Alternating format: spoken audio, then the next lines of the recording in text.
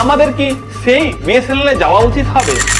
আমি আপনাদেরকে বলবো যে এখন আপাতত আপনি যদি আশা করেন যে এই বিএসএনএল থেকে 4G পরিষেবা গ্রহণ করবেন, সেটা কিন্তু হবে না।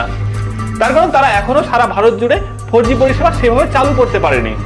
তাদের প্ল্যান আছে আগামী আগস্ট মাস থেকে সারা ভারত জুড়ে এই পরিষেবা চালু করবেন।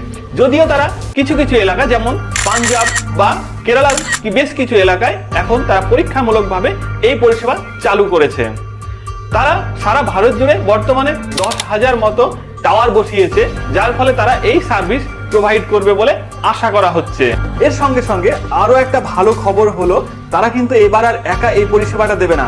এবার এই পরিষেবাটা দেবে বিশ্বস্ত টিসিএস এবং টাটা তেজস নেটওয়ার্কের সঙ্গে ট্রাই আপ হয়ে তারা এই কাজটি করবে, যাতে করে জিও এবং এয়ারটেল বা ভোডাফোনের সঙ্গে তারা কিন্তু অবশ্যই টেক্কা দেবে, এই আশা করাই যায়। তো এই বিএসএনএল